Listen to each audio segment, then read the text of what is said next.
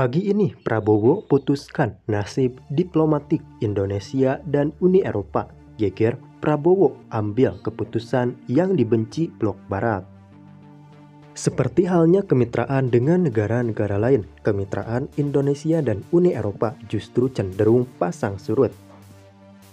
Bahkan Presiden Indonesia yang masih aktif sekarang ini, yakni Presiden Joko Widodo, mengatakan dalam sebuah pidatonya bahwa kemitraan Indonesia dan Uni Eropa sama sekali tidak berjalan mulus. Bahkan hal ini cenderung jatuh kepada saling mengintervensi satu sama lain. Dari kutipan pidato tersebut, Presiden Joko Widodo sangat menyayangkan tindakan Uni Eropa yang semena-mena menggugat Indonesia di WTO dengan gugatan yang tidak mendasar, yakni pemerintah Indonesia menerapkan larangan ekspor. Uni Eropa sangat tidak menyukai hal tersebut. Jika pemimpin kita tidak memiliki keberanian yang cukup, maka hal ini sangat menjadi batu sandungan untuk kita semua. Namun tampaknya kita patut bersyukur memiliki pemimpin sekelas Presiden Joko Widodo. Presiden Joko Widodo yang sempat diragukan di awal kepemimpinannya justru melakukan yang terbaik, bahkan cenderung perfect di kancah internasional saat ini. Namun tampaknya perjuangan Presiden Joko Widodo belum sepenuhnya selesai. Masih ada gugatan yang harus diselesaikan, namun masa jabatannya akan segera berakhir. Tentu saja harapan kita terletak pada presiden baru, yakni Prabowo Subianto. Prabowo Subianto bahkan sudah mengatakan akan melanjutkan perjuangan hilirisasi tersebut. Lagi-lagi Indonesia diselamatkan dengan seorang pemimpin yang bernama Prabowo Subianto. Dirinya mengatakan akan melanjutkan hilirisasi guna memperpanjang masa bakti dan keuntungan bagi negeri ini. Karena dengan dihilirisasi maka keuntungan yang didapat pun akan jauh berkali-kali lipat dibandingkan dengan kita menjual bahan mentah saja. Sebagai awalan tentunya kita setuju dengan program yang digarap oleh Prabowo Subianto, yakni melanjutkan hilirisasi. Namun kita patut pertanyakan bagaimana kemitraan antara Indonesia dan Uni Eropa. Karena kita semua tahu bahwa Uni Eropa melalui duta besarnya di Indonesia dan ASEAN sudah menekankan kepada Indonesia untuk menghormati keputusan di WTO. Dan keputusan di WTO tersebut adalah melarang Indonesia untuk melakukan hilirisasi. Lantas, akankah kita tunduk kepada desakan-desakan dari Dubes Uni Eropa tersebut? Jika kita kaji secara mendalam dan didukung oleh riset-riset yang terpercaya, maka ini adalah seolah sebuah ekspor paksa yang dimana Indonesia dipaksa untuk menjual bahan-bahan mineral mentah ke luar negeri dengan harga yang relatif murah. Tentu saja ketika kita mengikuti sistem tersebut maka tidak ada kata negara maju bagi kita, karena bagaimana kita menjadi negara maju jika kita tidak sanggup menjalankan potensi yang kita miliki. Berulang kali kami katakan bahwasanya komoditas nikel ini sangatlah penting di dunia karena akan menjadi primadona industri di masa depan.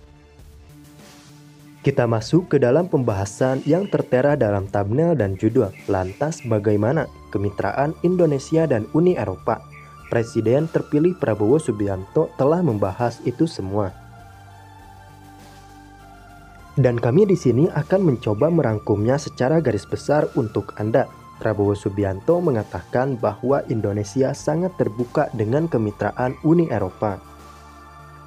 Namun masalahnya Uni Eropa tidak cinta kami. Prabowo mengatakan bahwa undang-undang Uni Eropa kerap kali memberatkan industri di dalam negeri. Bahkan isu terbaru yang menyebutkan bahwa Uni Eropa akan memboikot Indonesia secara tuntas dibalas oleh Prabowo. Prabowo mengatakan alhamdulillah karena dirinya akan menciptakan hilirisasi secara skala besar di dalam negeri. Dan tentunya asing-asing tersebut tidak akan seenaknya mendikte kita untuk mengirimkan bahan mineral mentah ke negaranya.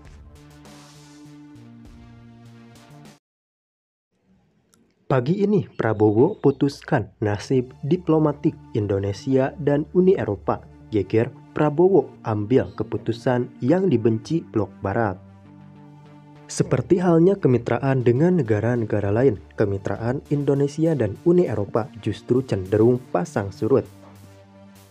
Bahkan Presiden Indonesia yang masih aktif sekarang ini, yakni Presiden Joko Widodo, mengatakan dalam sebuah pidatonya bahwa kemitraan Indonesia dan Uni Eropa sama sekali tidak berjalan mulus. Bahkan hal ini cenderung jatuh kepada saling mengintervensi satu sama lain. Dari kutipan pidato tersebut, Presiden Joko Widodo sangat menyayangkan tindakan Uni Eropa yang semena-mena menggugat Indonesia di WTO dengan gugatan yang tidak mendasar, yakni pemerintah Indonesia menerapkan larangan ekspor. Uni Eropa sangat tidak menyukai hal tersebut. Jika pemimpin kita tidak memiliki keberanian yang cukup, maka hal ini sangat menjadi batu sandungan untuk kita semua. Namun tampaknya kita patut bersyukur memiliki pemimpin sekelas Presiden Joko Widodo. Presiden Joko Widodo yang sempat diragukan di awal kepemimpinannya justru melakukan yang terbaik, bahkan cenderung perfect di kancah internasional saat ini. Namun tampaknya perjuangan Presiden Joko Widodo belum sepenuhnya selesai. Masih ada gugatan yang harus diselesaikan, namun masa jabatannya akan segera berakhir. Tentu saja harapan kita terletak pada presiden baru, yakni Prabowo Subianto. Prabowo Subianto bahkan sudah mengatakan akan melanjutkan perjuangan hilirisasi tersebut. Lagi-lagi Indonesia diselamatkan dengan seorang pemimpin yang bernama Prabowo Subianto. Dirinya mengatakan akan melanjutkan hilirisasi guna memperpanjang masa bakti dan keuntungan bagi negeri ini. Karena dengan dihilirisasi maka keuntungan yang didapat pun akan jauh berkali-kali lipat dibandingkan dengan kita menjual bahan mentah saja. Sebagai awalan tentunya kita setuju dengan program yang digarap oleh Prabowo Subianto, yakni melanjutkan hilirisasi. Namun kita patut pertanyakan bagaimana kemitraan antara Indonesia dan Uni Eropa. Karena kita semua tahu bahwa Uni Eropa melalui duta besarnya di Indonesia dan ASEAN sudah menekankan kepada Indonesia untuk menghormati keputusan di WTO, dan keputusan di WTO tersebut adalah melarang Indonesia untuk melakukan hilirisasi. Lantas, akankah kita tunduk kepada desakan-desakan dari Dubes Uni Eropa tersebut? Jika kita kaji secara mendalam dan didukung oleh riset-riset yang terpercaya, maka ini adalah seolah sebuah ekspor paksa yang dimana Indonesia dipaksa untuk menjual bahan-bahan mineral mentah ke luar negeri dengan harga yang relatif murah.